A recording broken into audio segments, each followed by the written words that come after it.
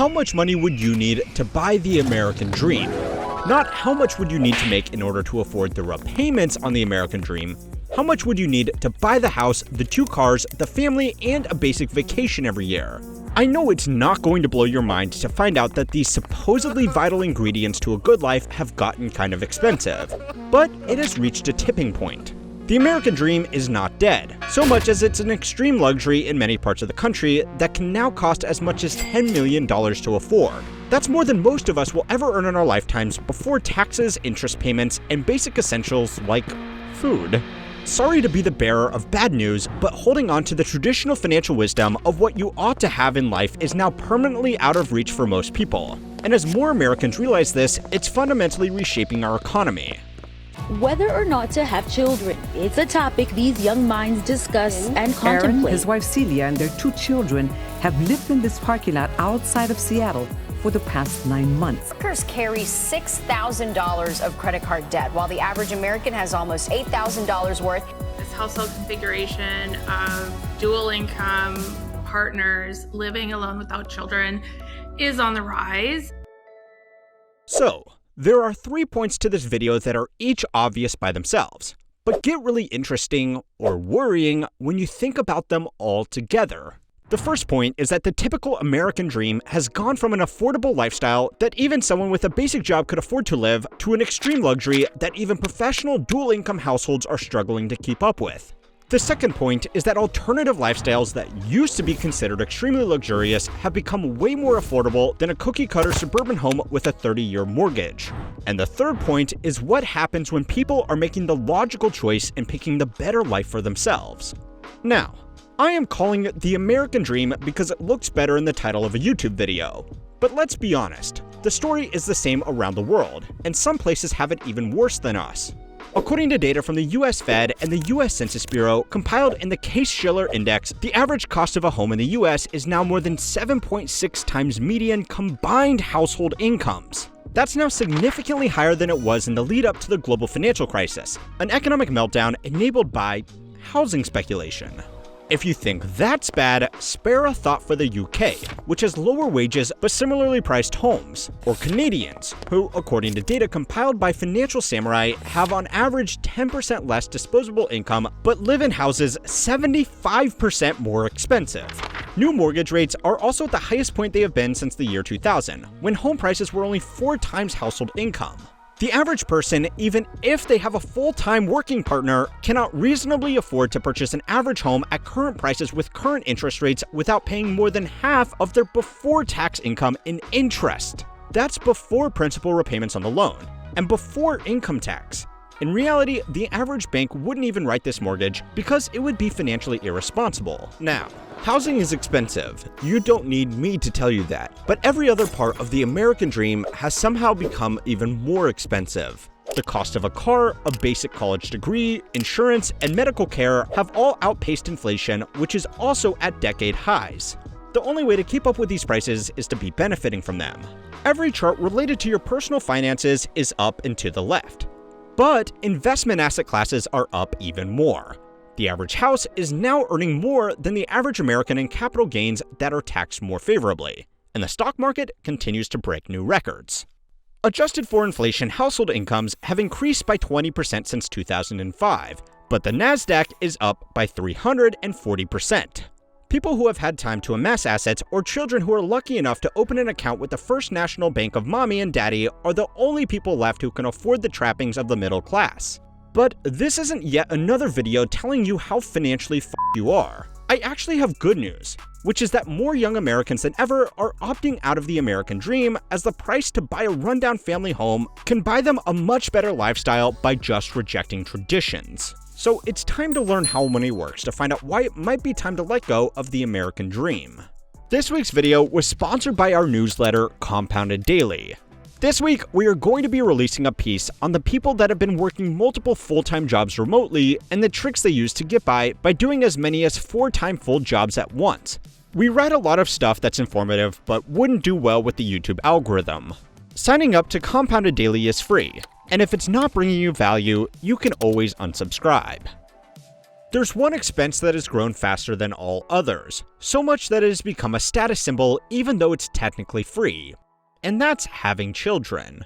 According to data from the Bureau of Labor Statistics, the inflation-adjusted cost of raising a child has increased by more than 50% since 2000, and some of the biggest expenses are now 250% of what they were 24 years ago. This data was collected for husband and wife families, so it averages out the cost of one partner needing to take time off work to look after children.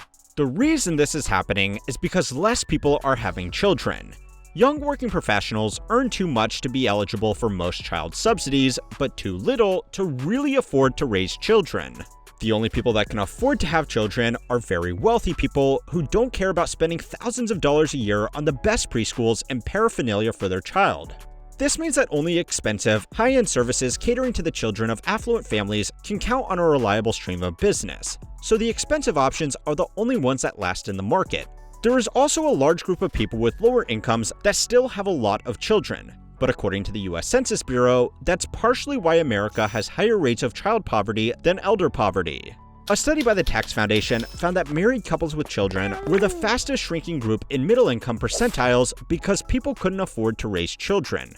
The Tax Foundation is a think tank that lobbies for lower taxes and lower government spending, so they might have an agenda with this report, but the numbers don't lie.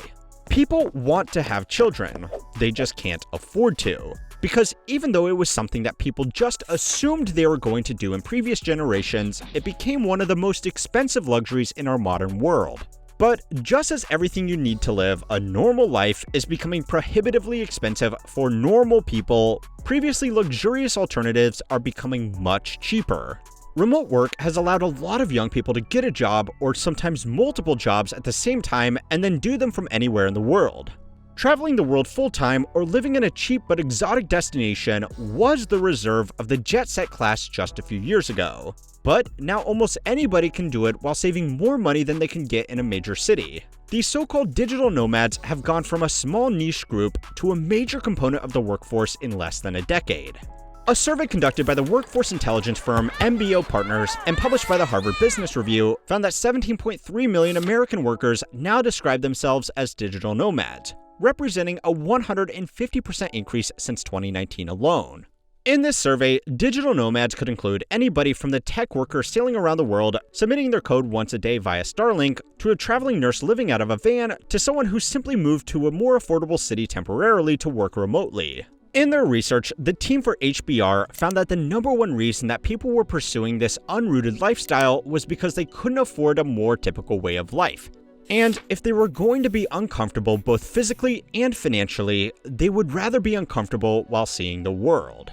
The sacrifices that you need to make to hit the road are much smaller than they used to be too. Remote jobs are still hard to land, but they are not nearly as hard to find as they used to be. Some people in remote work heavy fields like technology, data, or media creation have even created forums about doing multiple full-time jobs at the same time to make several full-time incomes. Living in a different country has also become a lot easier. Some popular centers with budget-conscious digital nomads are safer, cleaner, and have better amenities than American cities that are unaffordable. Some countries are so welcoming to young remote workers that they have even started offering digital nomad visas to simplify the legal and tax considerations of working in another country. Even if you feel lonely and want to see your friends and family frequently, saving $2,000 a month on rent buys a lot of plane tickets on budget carriers, since airline tickets are another thing that have noticeably become cheaper while everything else is getting more expensive. There are still hardships with living abroad, but they are getting easier every day, all while the American dream is getting harder. Now, not everybody priced out of living a normal life is pursuing such an adventurous alternative. There are some people that have been able to make the best of a bad situation, but there are far more young people across the world who are just giving up. In a time when the average American can't afford an unexpected $1,000 expense, luxury good companies selling $5,000 handbags or $10,000 watches are making record profits. This is because of a phenomenon known as doom spending.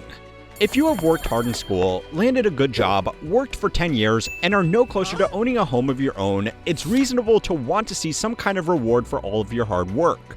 If you can't afford a sensible purchase to treat yourself, you could at least buy something that makes it look like you have some kind of financial stability in your life. It's not logical, But these companies don't make billions of dollars selling $2,000 shoes by appealing to logic. Doom spending is all a part of a bigger trend of people just giving up. In countries like China, where competition for housing and other essentials is even worse than here in America, there is a lying down movement. Young people are not going to work or school and are lying flat all day playing video games and relaxing. The trend was such a threat to the country that the government banned the term on all social media. And that might be the most important part of the dying American dream. What happens when everybody gives up on it? The American dream only works if most people believe in it to keep the system going. Maybe the boomers had it coming as they voted for policies that benefited them above their children, and now their children don't want to keep their system going. But I am sorry to tell you that most boomers are going to be dead before this really becomes a problem. It's hard for Americans to stop paying tax if they go and work in a different country, because we are one of the only countries in the world that still taxes its citizens even if they live abroad. But for other countries, losing workers who are moving elsewhere for a better life has already become a major drain on the systems that are funding their aging populations. Even if young Americans are trapped by Uncle Sam, they may not pay him as much. To be comfortable in a city like San Francisco, where the median house price is almost $1.3 million according to Zillow, experts estimate that you need an income of around $300,000 to live a comfortable middle-class lifestyle, if it could be called that. To sustainably fund that level of income in retirement, you would need invested assets of around $8 million outside your primary residence. The federal tax and FICA on that income for a single filer is $87,000 combined. But people live in San Francisco because they can earn that much in the area. But more people in these high-end jobs are willing to take a pay cut to work remotely in cheaper American cities, or a cheaper country. Google cut some of its workers' pay by 25%. And some of its workers were happy to accept it because they could work from somewhere that was 4 times cheaper. The federal tax in FICA on a salary of $225,000 is only $59,000, which means after state taxes, this remote worker would only be really taking home $35,000 less every year. But the tax system misses out on about the same amount. But when even these workers at the very top end of the labor market can't earn enough with their work to catch up to other people, you can't really blame them for giving up on the American dream. But all of this might just be part of a natural cycle that has been happening for hundreds of years. Go and watch my latest video on the depressing history of retirement to keep on learning how money works.